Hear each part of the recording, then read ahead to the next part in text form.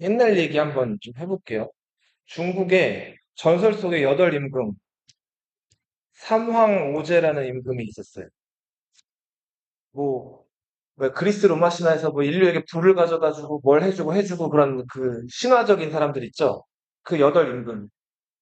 그 여덟 임금의 시대에서 하나라라는 나라가 시작이 돼요. 하나라의 시조는 우라는 사람으로 알려져 있어요. 우임금.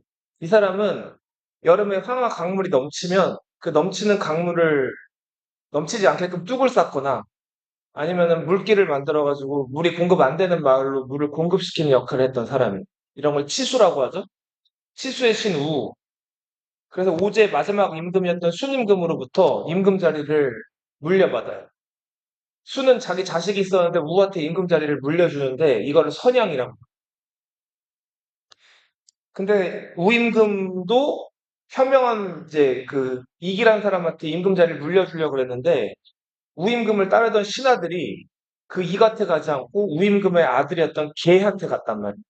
그래서 그때부터는 이제 우임금의 자손들이 계속해서 왕위를 이어가게 되는데 그 우임금이 다스렸던 땅이 하나라는 땅이었기 때문에 하나라라는 나라가 있어요.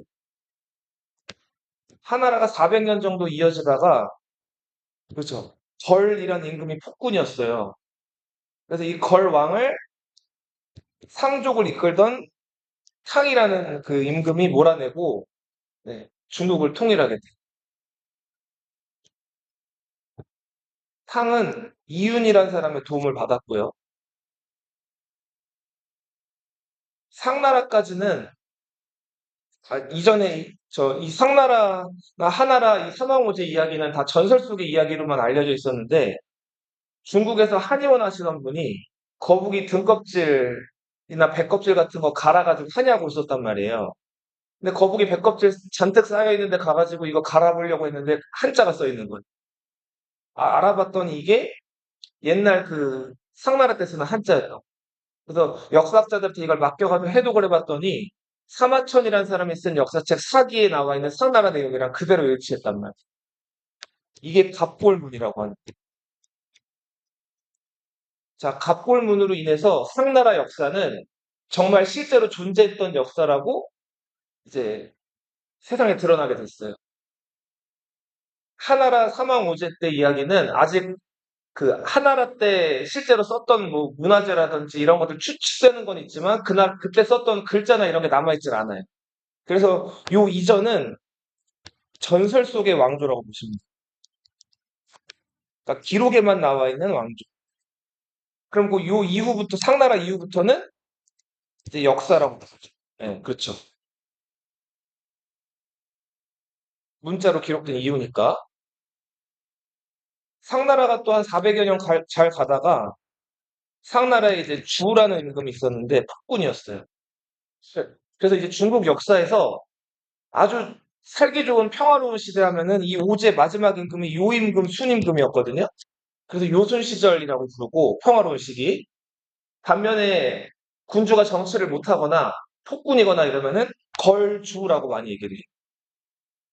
이 주임금 하면 또 유명한 게 술로 연못을 만들고 고기로 이제 숲을 만들어서 예쁜 여자들 데리고 정치 안 하고 나쁜 짓 많이 했단 말이에요. 이런 걸 주지육림이라고. 조왕이 결국은 민심을 잃고 이제 반란이 일어나가지고 스스로 자살을 해요. 주왕이 죽고 나서 새로 등장한 왕조가 그날 이 주랑 이 주는 다르죠. 주족을 이끌던 리더는 그 문왕이라는 사람이었어. 이 문왕은 상나라의 서쪽을 다스리던 우두머리 창이라는 사람이었어. 서백창. 성은 희씨, 이름은 창. 서백은 서쪽의 우두머리라는 뜻이죠. 자, 문왕이 주나라를 아주 잘 다스리고 민심을 잡아놓은 다음에 그거를 무왕한테 물려줬어요. 무왕은 이름이 발이었어요. 발, 희발. 이 무왕이 상나라의 주왕을 타도하고 마침내 중국을 다시 통일한다.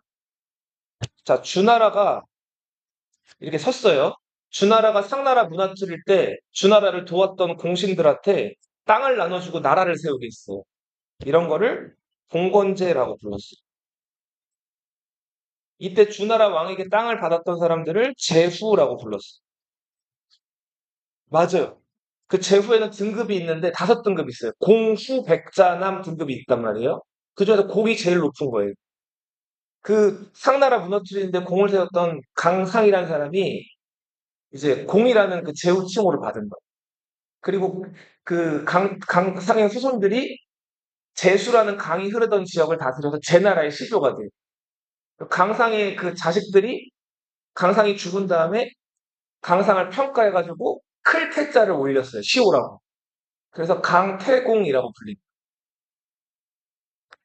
그런 여러 제후들이 있었는데 공후 백자남 5등급 중에서 후가 제일 많았단 말이에요. 71명의 제후 중에서. 그래서 그 5등급을 대표하는 표현으로 보통 후를 써요. 제는 여러 제를 쓰고. 그래서 왕 아래 주나라 왕으로부터 땅을 받아가지고 지방에서 나라를 세우게 된 사람들을 제후라고. 그리고 제후는 또 자기 넓은 땅을 대부에게 나눠주고 대부는 사라는 지식인들을 통해서 자기 땅덩어리를 다스렸어. 이 사 출신, 사는 땅을 받는 건 아니지만 지식인들이었는데 사 출신으로 유명했던 사람이 공자, 맹자 이런 지식인들. 예. 자, 주나라가 200년 동안 잘 가다가 또 멍청한 왕 유왕이라는 왕이 등장했는데 포사라는 여자를 좋아해가지고 그 여자 말만 듣고 정치를 안 한 거예요. 그러다가 서쪽에 살던 오랑캐, 서융이라는 오랑캐가 쳐들어와서 주나라가 그 오랑캐들에게 수도를 뺏기고 동쪽으로 수도를 옮겨가요. 요 시기를 동주 시기라고도 해요. 수도를 동쪽으로 옮겨갔기 때문에. 그 옮겨간 수도가 낙양이라는 곳이었어요. 들어봤죠? 네. 자, 그래서 앞에 주나라를 후경의 수도를 뒀던 시기인데 요 시기를 그래서 서주라고 불러요. 그렇지. 근데 동주 시기는 주왕실의 권위가 추락했기 때문에 주왕실이 힘이 없고 오히려 주왕실이 임명해놨던 제후들 있죠. 그 제후들이 힘이 더 셌어요. 그래서 그 제후들이 주나라 왕실을 대신해서 중국을 대표했단 말이에요. 앞에 300년을 춘추 시대, 뒤에 200년을 정국 시대라고. 동주 시대나 춘추 정국 시대나 같은 표현인데 동주 시대라는 표현보다 이 시대라는 이 표현을 더 많이 써요. 무려 기원전 770년부터 진시 황제가 통일하는 기원전 221년까지 무려 몇 년이에요? 500년이 그쵸? 500년이 넘죠. 엄청나게 긴 시기였는데 이 시기는 제후들끼리 처음에는 주나라 왕실의 권위를 존중을 해요. 주나라 왕실이 제후로 임명해 준 거잖아요. 제나라 세워라, 노나라 세워라, 위나라 세워라 이렇게 임명해 준 거니까. 그걸 존중하고 그 주나라를 쫓겨오게 한 오랑캐를 물리치자. 이런 것들을 내세웠어요. 존왕양이. 그리고 주왕실의 권위를 높이자. 그런데 시간이 거듭되는 될수록 주나라 왕실은 점점 더 힘이 약해지고 제후들은 점점 더 그 주나라 왕실 말을 안 듣고 제멋대로 영토를 넓히거나 다른 나라를 쳐들어가서 멸망시키거나 했단 말이에요. 그래서 전국시대부터는 약육, 강식의 시대가 도래하죠. 그리고 심지어는 주나라 왕실에서 제후로 임명한 그 제후국들도 자기 땅덩어리를 대부들한테 나눠줬단 말이에요. 근데 이 대부들이 힘을 모아서 제후를 쫓아버리고 자기들이 그 제후들의 땅을 차지하는 거예요. 이렇게 아랫사람이 윗사람을 치는 거를 하극상이라고 부르죠. 이 하극상의 시대를 거쳐가지고 이걸 통일한 나라가 진나라였어요. 자, 진나라는 일찍이 변법, 법을 바꾸는 제도. 예전에는 법이 있어도 왕족이나 귀족은 법 위에 있는 사람들이에요. 법을 어겨도 처벌을 안 받았어요. 그러니까 그 단순히 금수저 물고 태어났다고 그 무소불위의 권력을 휘둘렀는데 이 진나라에서 쌍앙이라는 개혁가가 등장해서 이 변법이라는 걸 추진을 해요. 그래서 이제는 왕족이나 귀족도 잘못하면 벌을 받아요. 그리고 이제 평민들도 예전엔 전쟁 나가서 죽어라 싸워도 이기고 돌아와도 땅이나 좋은 보물이나 집을 다 귀족들이 차지했는데 이제는 적의 목을 잘라오거나 전쟁에서 공을 세우면은 제후도 내고 땅을 받는 거예요. 이때부터 진나라 병사들이 막 전쟁만 있으면 아귀처럼 달려들어가지고 열심히 싸워서 나머지 나라들을 압도하기 시작을 합니다. 그래서 결국 진나라가 효공이라는 군주 때부터 점점 이제 천하통일의 기반을 마련하다가 효공 뒤에 이제 6대 후에 진왕 영정이라는 사람 때 중국을 통일하게 돼요. 그 다음에 진왕 영정이 이걸 통일하고 보니까 자기가 왕이라는 표현으로는 자기를 표현하기 부족하다고 생각을 했어요. 그쵸. 그래서 중국 전설 속의 여덟 임금, 삼황과 오제에서 황과 제를 따가지고 자기를 뭐라고 불렀어요? 그쵸. 황제를 시작했다고 해가지고 시황제라는 칭호를 쓰게 했죠. 천하를 통일하고요. 봉건제 했더니 춘추전국 시대 때 계속 치고받고 싸웠죠. 그러니까 이제는 제후들 못 믿겠다는 거예요. 중국 전체를 통일해 놓고 이제 제후들을 임명하지 않고 군과 현이라는 행정구역을 설치해서 여기다 관리들을 보내는 9년제를 전국적으로 실시해요. 여기는 이제 제후가 임명되는 게 아니라 시황제 말을 잘 듣는 관리들이 가서 시황제 명령을 수행하는. 이제는 간접적으로 제후를 통해서 지배하는 게 아니라 관리를 통해서 시황제가 어떻게 하겠다는 거예요? 직접 지배하겠다. 저는 이렇게 다스리려면 여러 나라들 간에 제나라, 위나라, 초나라, 한나라 문자가 다 달랐거든요. 문서로 명령을 내리고 해야 되는데 문자가 다르면 불편하죠. 문자를 다 통일하죠. 도량형, 길이재고, 부피재고, 무게재고 하는 단위도 다 통일이에요. 세금 잘 거둡니다. 자, 그리고 수레바퀴 폭 이런 것도 통일을 하게 돼요.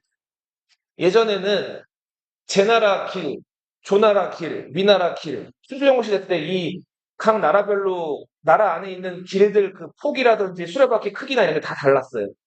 그러니까 물건 운송하는 거나 이런 것도 통일하고 나니까 불편했겠죠. 이런 것들 다 진나라 규격으로 맞춘 거예요. 네. 통일을 했으니까.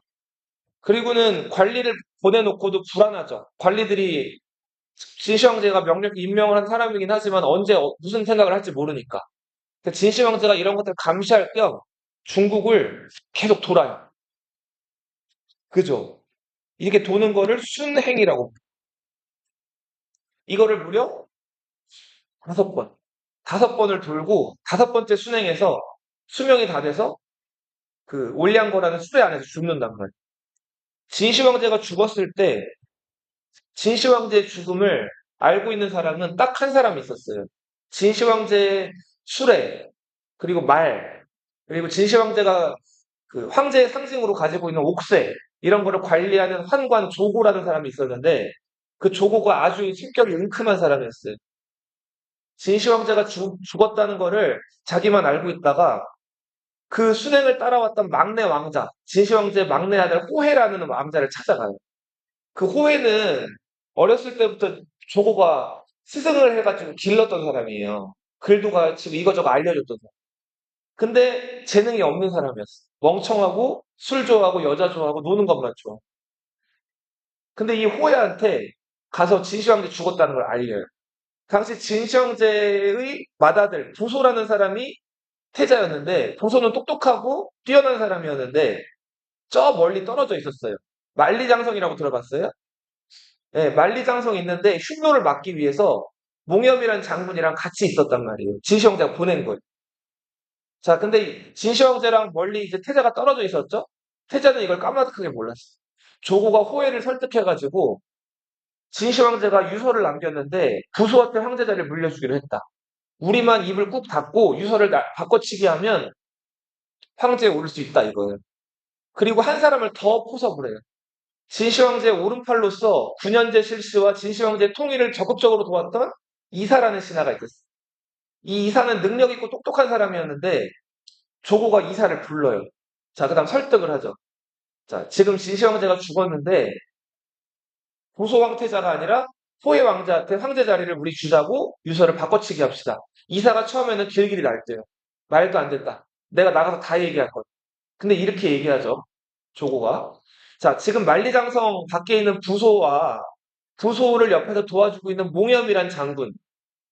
이사는 그 몽염 장군이랑 사이가 안 좋았어요. 능력은 몽염도 뛰어나고 이사도 뛰어난데 둘이 사이가 안 좋았단 말이에요. 근데 진시황제의 예쁨을 더 받았던 건 이사였어요.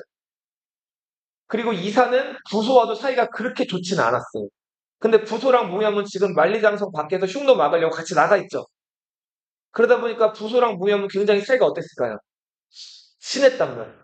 그런 상황에서 부소가 황제가 되면 이사는 승상, 그러니까 최고 자리에서 내려올 확률이 높죠. 그 승상 자리를 몽염이 차지할 수가 있잖아요. 조고가 이런 점을 약점을 파고들면서 이사를 설득을 합니다. 이사가 여기 넘어가요. 악마랑 거래를 하죠.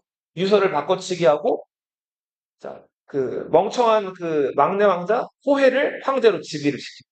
그리고 부소랑 몽염은 황제의 그 유서를 날조해가지고 자살하라라는 명령을 내립니다. 그래서 부소는 어처구니 없이 그 만리장성에 있는 그 방어 현장에서 자살을 하고 몽염은 처음에 자살할 걸 거부하다가 끌려가서 결국은 죽게 된다. 호해는 무능했어요. 권력은 오로지 그 조고 손에 있었어요. 이사는 자꾸 황제를 만나고 싶은데 조고가 못 만나게 해요. 그리고 이사는 심지어 그 멍청한 황제한테 술이랑 여자만 계속 소개시켜주고 그 황제 앞에다가 사슴을 데려다 놓고 그렇죠. 사슴을 데려다 놓고 많은 사람들 앞에 황제와 많은 사람들 앞에서 이걸 말이라고 해요. 자, 누가 봐도 사슴인데 조고가 이걸 말이라고 주장합니다. 황제가 너무 웃겨가지고 무슨 저게 말이야, 저 사슴인데. 자, 아니 저건 말인데요. 자, 그리고 신하들한테 물어봐요. 저거 사슴이야, 말이야? 자, 신하들 중에서 눈치가 빠른 사람들은 다 뭐라 그랬어요? 다 말이라 그래요. 근데 어떤 사람들은 사슴이라 그랬어요. 황제처럼. 그 사슴이라고 말한 신하들은 다 어떻게 했을까요? 다 죽였는지. 말을 가리켜서 사슴이라고 부른다. 이런 거를 지록위마라. 그만큼 조고가 엉망진창으로 진나라를 휘두르고 있다가 결국 각 지역에서 반란이 일어나는데 이때 춘추전국 시대 초나라에 다시 재건을 내세웠던 항우 그리고 한나라의 유방 5년간의 전쟁에서 유방이 승리를 하게 되죠. 그리고 나서 한나라가 중국을 통일하게 돼요. 한나라는 수도를 장안이라고 줬어요.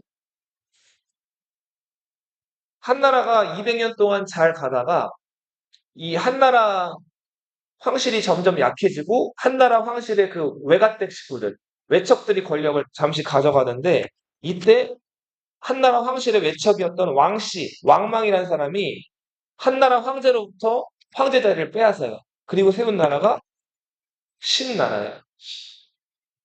신나라도 수도를 장안에 뒀어요. 근데 이 왕망이라는 사람이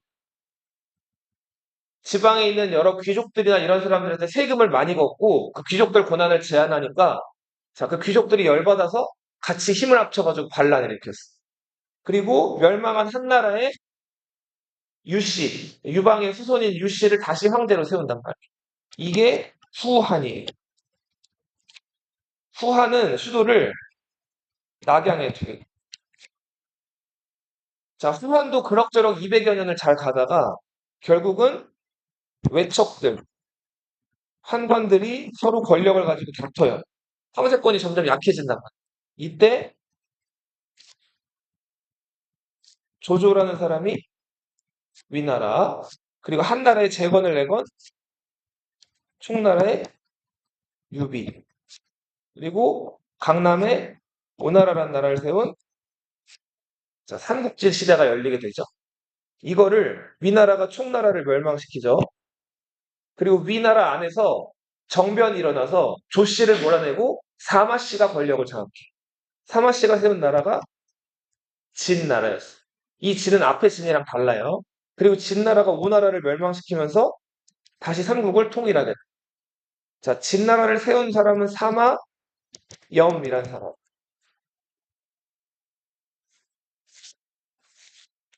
자, 여기 보세요. 자, 한나라가 위촉오로 나뉘었죠? 그죠? 이거를 다시 어느 나라가 통일했다고요? 진나라가 통일했죠. 사마씨. 근데 진나라 시절부터 중국에 가장 많은 민족이 한족이란 민족이에요.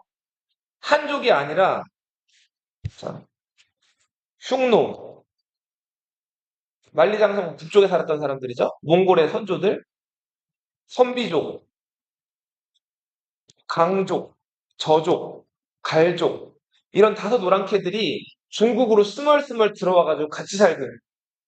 우리 지금 한국에 외국인들 많이 들어와 살지. 요즘 한국 대세잖아요. 외국인들 진짜 많죠. 그래서 요 지금 진나라가 통일한 이후에도 완전히 중국 사람들이랑은 머리 스타일도 먹는 것도 입는 것도 다른, 그리고 생활 방식도 중국 사람들은 농사를 짓는데 주로 말 타고 다니는 애들이 들어와 살고 있는 거예요. 이 사람들이 처음에는 중국 사람들이랑 비교적 잘 지냈어요. 자, 근데 사마 씨가 해서는 안 되는 실수를 또 저지르죠. 자, 어떤 실수를 저지르냐면 앞에 출주홍 시대가 왜 혼란했죠? 주나라가 맞아요. 봉건제를 실시했죠. 그 봉건제를 했는데 문제는 여러 제후들이 주나라 왕실의 말을 안 듣고 막 저거로 치고받고 싸웠잖아요. 그걸 되풀이한 거예요. 전국을 8개 나라로 나눈 다음에 사마씨들한테 그 8개의 팔왕으로 임명했어. 팔왕의 난이라는 게 이런. 그래서 자기들끼리 막 치고받고 싸워. 내분이 벌어져. 이때 당연히 내분이 벌어지니까 중국이 약해졌겠죠? 중국 안에 들어가 살고 있던 이 오랑캐들이 처음에 도와준다는 거죠. 그래서 이 팔왕의 편에 서서 용병처럼 싸우다가 이 사마씨가 힘이 약해지니까 그죠. 이게 영가의 난이라고 합니다. 이때 사마씨의 수도였던 낙양에서 이제 황제가 잡히게 되고 낙양 안에 있던 사람이랑 군사 3만 명이 떼죽음을 당해요. 그리고 살아남은 사마씨 황족들이 장안으로 도망쳤는데 장안으로 또 쫓아가서 2만 명을 또 죽여요.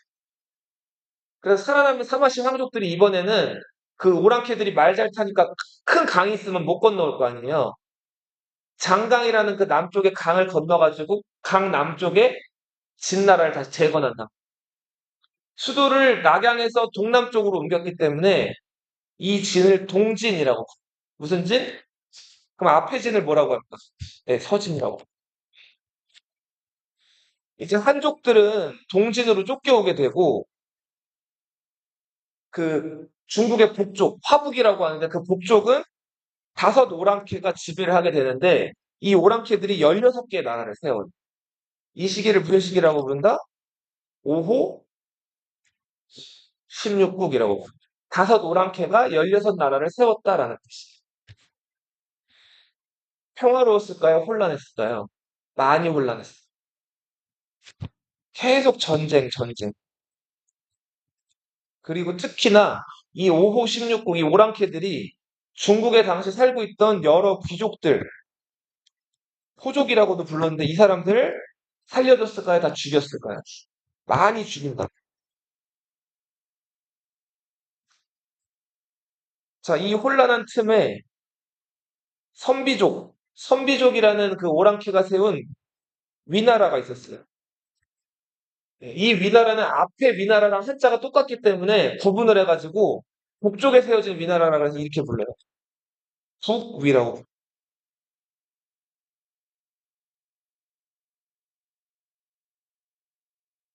그리고 이제 동진의 그 신하였던 유유라는 사람한테 황제 자리를 뺏겨요. 그래서 이제 나라 이름도 송이라고 바뀌게 되고 유씨가 이제 송나라를 이끌어 가게 되는데 이 송을 유송이라고. 뒤에 500년 있다 송나라가 또 나오기 때문에 그 송나라는 조씨가 세운 송이거든요. 요 앞에 나온 임팩트가 약한 짧은 기간 존속했던 송나라를 무슨 송이라고 부른다? 유송. 이 유송부터 강남에는 제나라, 양나라, 진나라 굉장히 황제권이 약하고 겨우 명맥만 유지하는 그런 호족 연합 국가들이 연거푸 등장해요.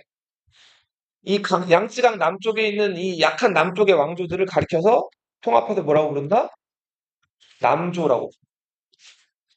그리고 북위가 통일하고 나서 이 북위 세력들이 이제 중국을 또 북쪽을 둘로 나눠가지고 막 이렇게 하는데 북위의 이후부터를 뭐라고 부른다? 네, 북조라고.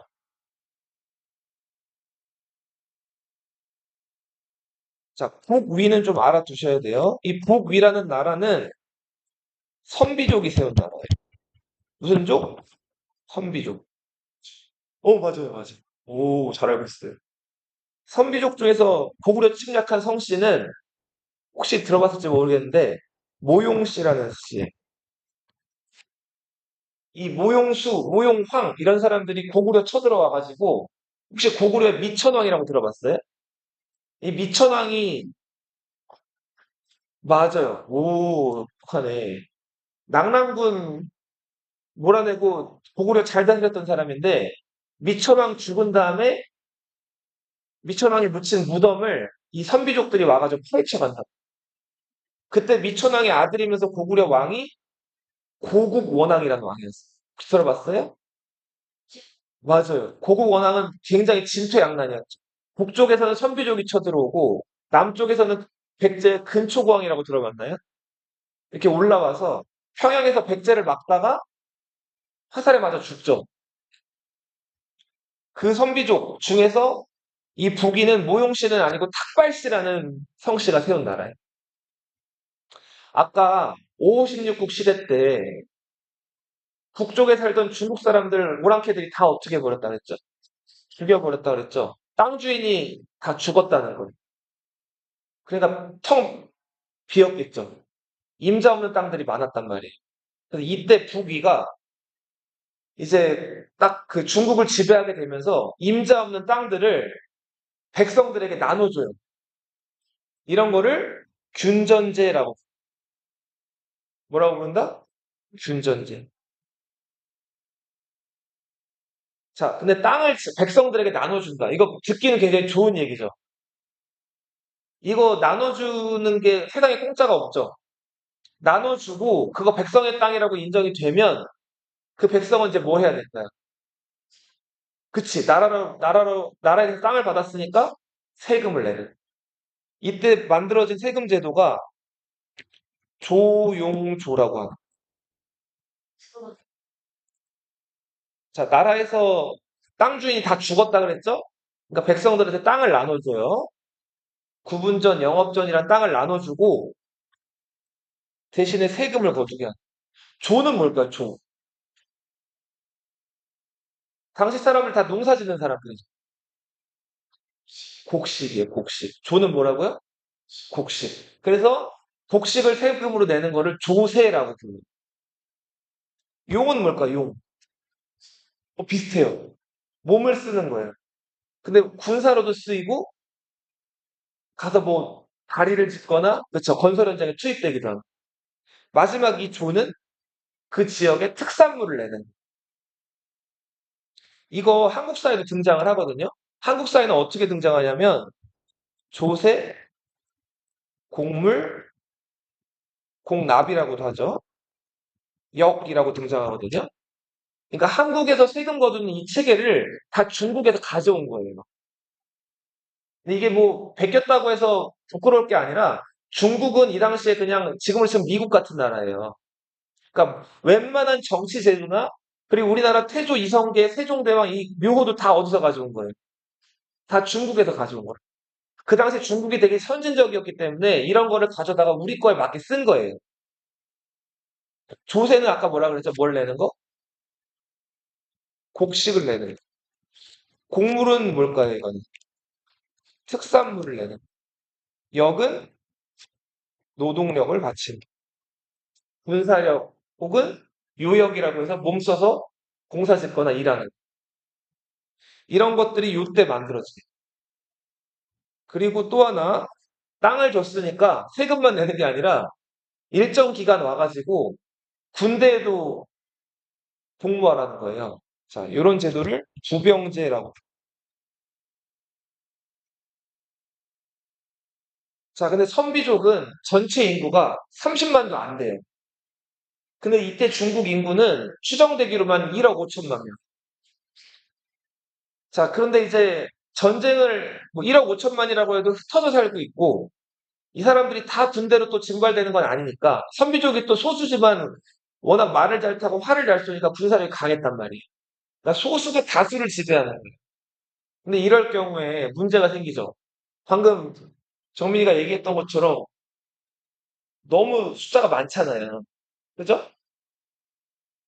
이럴 경우에는 두 가지 방법이 있어요. 다스릴 때. 첫 번째는 아주 강하게 찍어 누르는 거예요. 눈에 불을 켜고 뭐만 반란 일어날 것 같으면 다 돌아다니면서 진압을 하고. 근데 언제까지 이러기는 어렵죠. 그죠? 그래서 그렇게 하는 한편 배우 이제 어떻게 하면 좋을까요? 그 많은 1억 5천만 명을 30만처럼 변화시키는 게 더 수월하겠어요? 30만이 1억 5천만처럼 변하는 게 쉽겠어요? 그쵸? 1억 5천만 명의 스타일로 자기들 문화를 바꾸는 거예요. 이런 거를 한화 정책이라고. 이 한은 뭐죠? 중국 사람들 한족이라고 한다 그랬죠. 선비족이 한족처럼 바뀌는 정치. 한족들이 입는 옷, 먹는 거, 생활 스타일, 그리고 농사 짓는 것까지 이런 것들을 한족처럼 바꾸는 거예요. 심지어는 중요하죠, 이거. 뭐를 바꿔요? 성을 바꿔.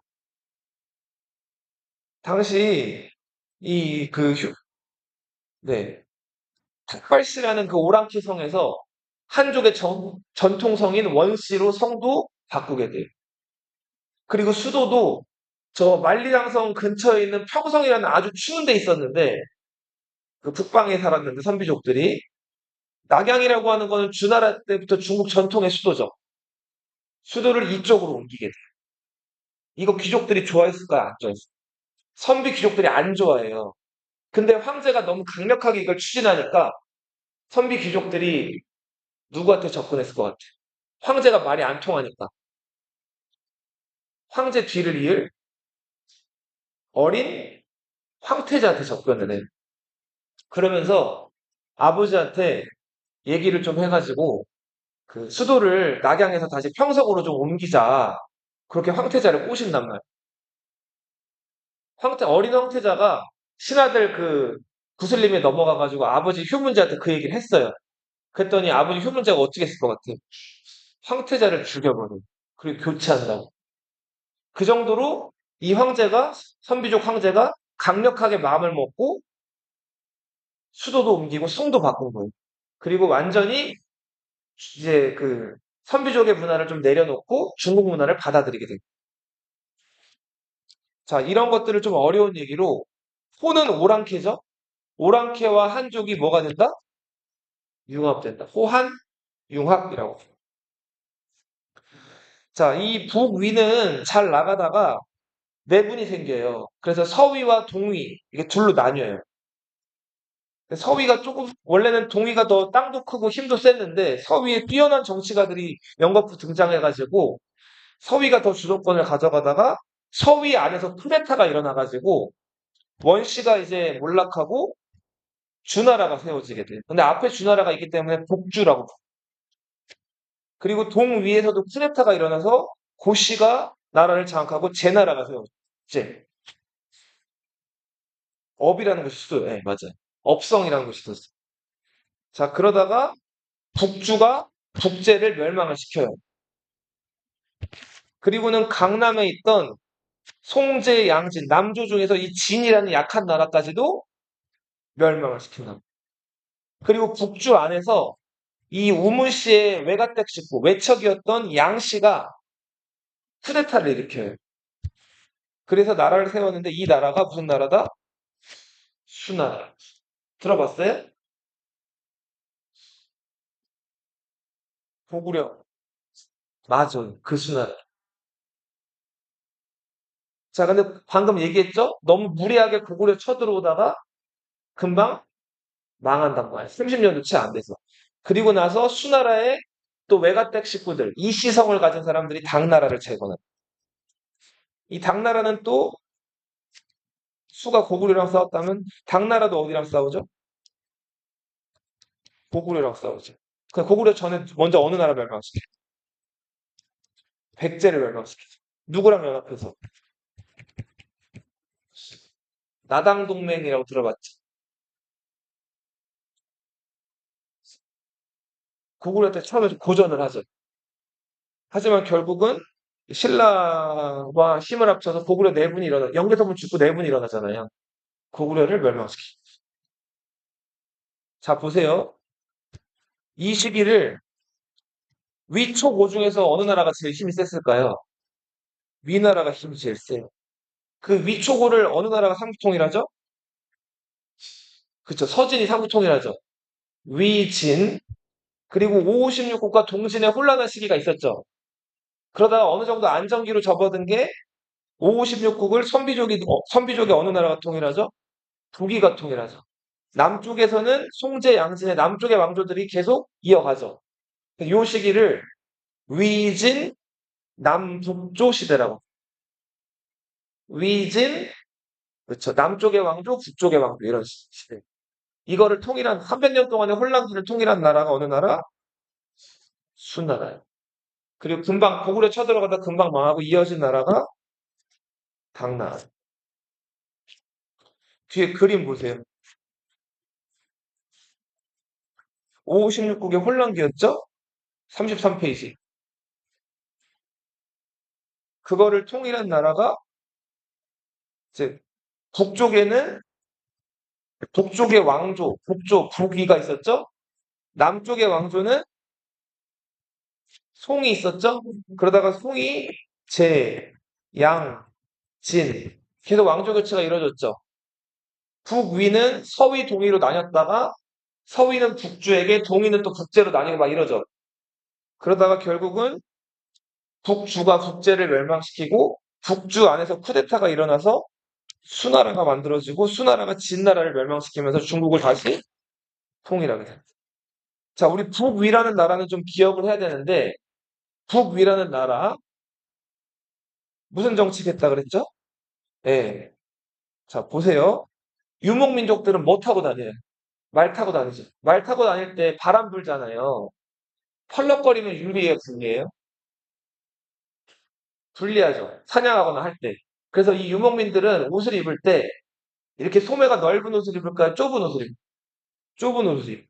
그리고 신발도 이렇게 발목까지 오는 이런 신발들은 잘못하면은 벗겨질 수가 있죠. 그리고 북쪽은 춥기 때문에 말 타고 막 달리다 보면은 이렇게 허접한 신발 신으면 발이 어때요? 시리겠죠. 그죠? 그래서 유목민족들은 이 여자들 신는 어그 부츠 이런 거 알아요? 털로 된 이런 부츠 같은 거? 이런 것들을 신었단 말이에요. 그리고 바지 자꾸 이렇게 흘러내리지 말라고 벨트를 일찍 붙여있어요. 소매도 좀. 근데 아까 얘기했듯이 선비족 30만이 1억 5천만 명 지배하려고 수도도 옮기고 성도 바꾸고 다 바꿨다 그랬죠. 지배하려고 이제 중국인처럼 바뀌었다 그랬잖아요. 그래서 여기 보이듯이 소매도 점점 어떻게 돼? 길어지죠. 그리고 옷, 신발도 장식성이 강한 신발로 바뀌었죠. 그리고 간단하게 이제 실용적이던 벨트가 좀 이렇게 기다란 화려한 끈 이런 것들로 바뀌었죠. 점점 더 실용성이랑은 좀 거리가 먼 중국 문화랑 좀 동화가 되기 시작한. 이러면서 전투력은 좀 어떻게 됐을까요? 약해졌겠죠. 그죠? 맞아요.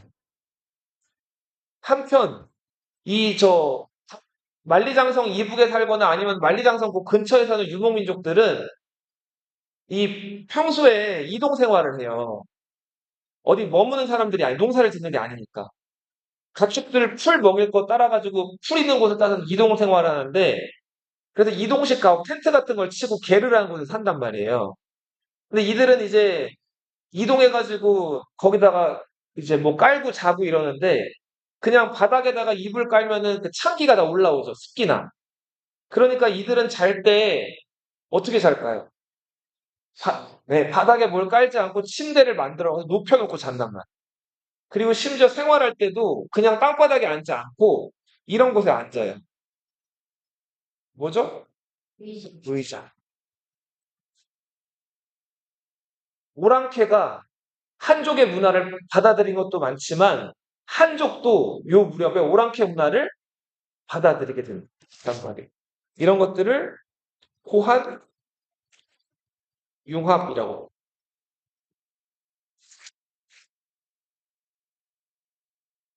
인도에서 그 쿠시안 왕조 때부터 부처님 모습을 이제 인간처럼 조각하기 시작했죠.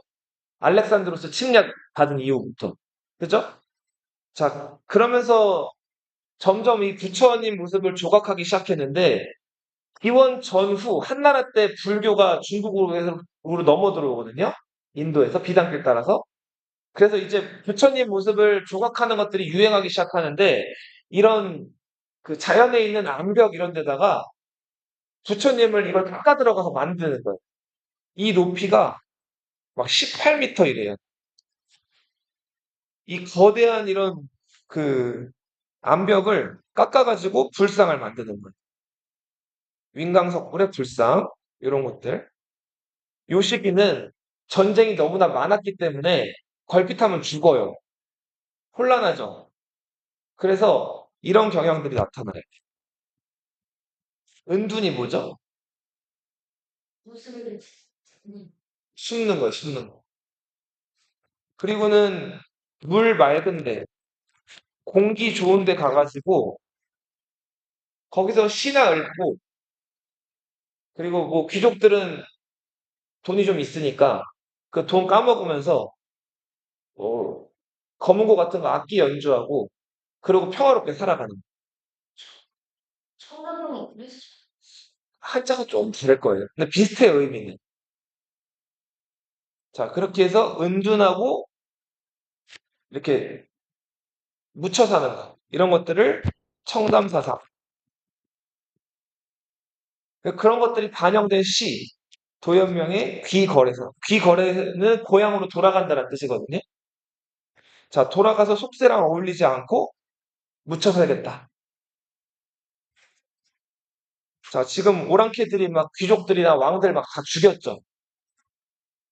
상하, 위아래 질서가 어떻게 된 거죠? 그죠? 그 상하 질서를 강조하는 사상은 유교가 이때는 힘을 받았을까요? 약해졌어요. 약해졌죠. 그리고 오히려 인도로부터 들어온 외래 종교, 불교는 죽으면 다시 태어난다고 하잖아요. 땡큐죠, 완전히. 불교는 인기를 크게 끌게 돼. 그리고 춘추전국 시대 때 사람이 자꾸 바꾸고 고치려고 하니까 전쟁이 일어나고 혼란한 거니까 가만 내버려 주자고 얘기했던 사람이 있어요. 노자라는 사람 들어봤어요? 그 노자가 창시한 그 자연스럽게 내버려 두자라는 학파가 도가라는 학파예요. 그 도가 사상이 계속 전해져 내려오다가 요 무렵에 이 청담 이런 것들과 맞물려 가지고 교단을 형성을 해요. 그래서 이제는 도교라고 불러요. 도교도 크게 인기를 끌게 된다.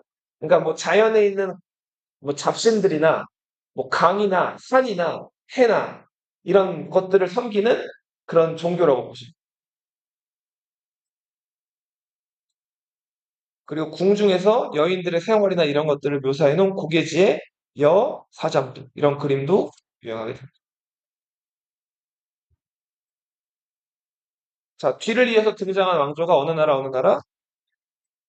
수나라와 당나라. 수나라는 금방 망했다 그랬죠? 자, 근데 금방 망하기 전에 두 황제가 있었는데 첫 번째 황제가 문제라는 황제. 수나라는 양씨의 나라예요. 양견이라는. 양견은 이거 아주 중요한 일을 하나 해요. 예전에는 귀족들 자식이면은 그냥 아버지가 귀족이면 자식도 그죠? 그런 것들이 있었어요. 그래서 그들을 문벌 귀족이라고 불렀는데 고려에도 문벌 귀족이 있죠. 고려 문벌 귀족이라는 그 표현도 중국에 사실 넘어. 근데 이제는 실력으로 사람을 뽑겠다. 과거 제도가 십시오. 중요해요. 시간 지나도 꼭 알아두세요. 자, 수나라에서 이제 실력으로 인재를 뽑는 뭐가 시작된다? 과거제가 시작. 이 과거제의 과목은 유교 경전이에요. 공자, 맹자를 열심히 공부했는지를 보고 뽑는 거예요. 이걸 처음에는 선발한다고 해서 선거제라고. 문제 때부터 고구려랑 대립이 있었어요. 수나라가 너무 강력해 보이니까 이 고구려가 먼저 선제 공격을 이제 펼치기도 했었는데 이렇게 치고받고가 있었단 말이에요. 양견이 의문의 죽음을 당해. 일설에 의하면 자기 아들 양광한테 죽었다는 얘기도 있어요. 그 아버지를 제거하고 황제가 된 사람이 수나라 양제. 이 수양제는 전국의 물자를 잘 소통시키기 위해서 중국은 황하강이랑 장강이 흐르죠. 이 두 강을 연결해요. 물길을 파가지고.